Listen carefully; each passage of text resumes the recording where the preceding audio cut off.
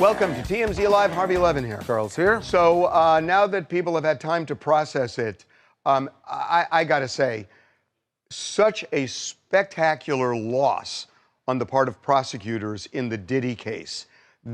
Getting convicted of the Mann Act, he is going to get out within a year. I mean, based on based on sentencing guidelines, prosecutors are asking for a little more than 4. Right. And he's already served nearly a year. He's not going to get 4. He's going to get less than that. He could easily get 2 under the sentencing guidelines, and he's already served 1, plus there's credit that he's going to get. Diddy will get out, but when he got back to prison, it was raucous. On Wednesday night when he walked in after, like you said, certainly he views it as a victory. The other inmates gave him a standing ovation. He beat the feds. Because he beat the feds. His attorney, Mark Agnifilo, said that he got basically a hero's welcome because they don't. On TMZ Live, Harvey Levin dives deep into the explosive fallout after Diddy's surprising victory against federal prosecutors, a win that earned him a hero's welcome behind bars. But the drama doesn't stop there. Now, Diddy and Cassie face a shocking new lawsuit from a male escort, exposing layers of power, control, and hypocrisy.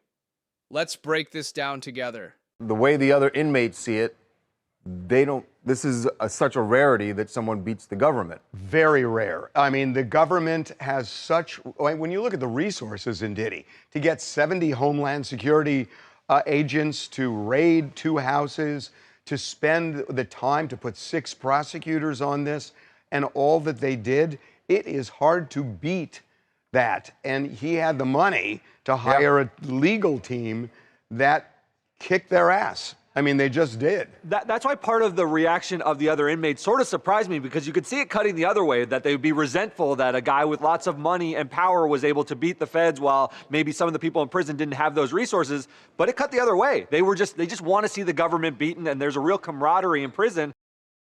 This chilling insight reveals how prisoners celebrate beating the system, highlighting the deep rivalry between inmates and government authorities, no matter who you are on the outside. And he apparently came in and was feted like a hero, a returning hero, after being told he had to go back and sit in the facility and not be released on bond, which I think was a bit of a stomach punch to Diddy.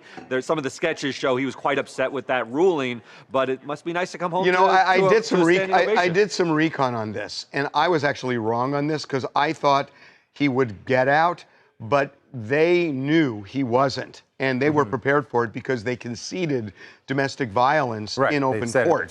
So they kind of knew that he was going to stay in until sentencing.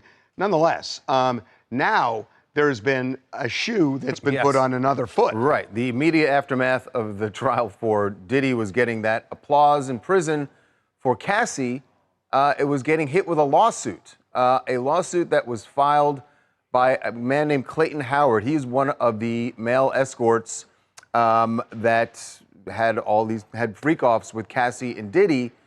During the trial, he was referred to as Dave, but he says that not only did Diddy control him, but Cassie controlled him. So you have now Diddy and Cassie as co-defendants in this lawsuit that accuses her, Clayton claims that she got pregnant and had it with his child and had an abortion without telling him.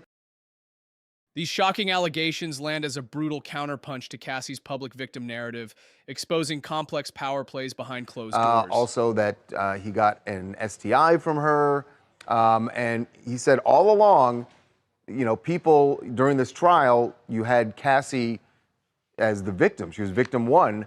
But his experience, he says, is that she was very much in control. This is what he had to say about why he didn't file this lawsuit sooner. 1, I was in an economic position where I really needed the money. 2, Mr. Combs is incredibly powerful, and Ms. Ventura had no problem in her use of that power. There's a side of her that people don't know, the side that manipulated Sean Combs' power, the side that embraced his power and his position to do things that she wanted. So I was always afraid if I stopped coming, then I would start having problems, because she threatened me several times not to come and made me feel uncomfortable that I would come to see her just to avoid any problem with Sean Combs. So, you know, what's interesting about this, we spoke to one of the alternate jurors over the weekend, and he was saying, look, that he felt, and it sounds like the rest of the jury did too, that it wasn't so much a victim, although a lot of people on the outside say it was, as somebody who was consenting and was getting something out of the relationship. He's kind of echoing that in a way. Yeah, that is certainly what Clayton was saying, that what she got out of it was power. And he said that he actually did want to file this lawsuit. He didn't want to wait until the trial was over. He wanted to file it before. He claims his attorney basically was in cahoots with the prosecutors and didn't want to make Cassie look bad.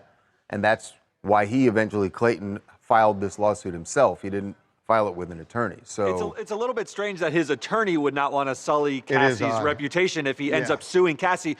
What is interesting to me about this is we did see glimmers of another side of Cassie during the criminal trial. Remember, there was an audio recording of her threatening another one of these alleged sex workers, and that showed a different perspective on who she was during this 11-year relationship, sometimes consenting, maybe sometimes even embracing the power that Diddy had. So I'm not sure you can discard what Clayton is saying in this lawsuit out of hand, but I think both things can be true. She could have been a victim in some respects and a perpetrator in others, potentially. This nuanced take flips the usual black and white story on its head, suggesting that Cassie's role inside this toxic web is far more complicated and layered than anyone expects. This is Mackenzie from Bucks County. I think as an attorney, this case with Mr. Howard is not going to get far with Cassie as a co-defendant, in my opinion. This escort claiming that Cassie has a different side to her, that embraced the freak-offs and was trying to manipulate Diddy and Mr. Howard after we all just saw her testimony that she was also being used and manipulated and heavily into drugs at this point in her life, makes the accusation very misguided.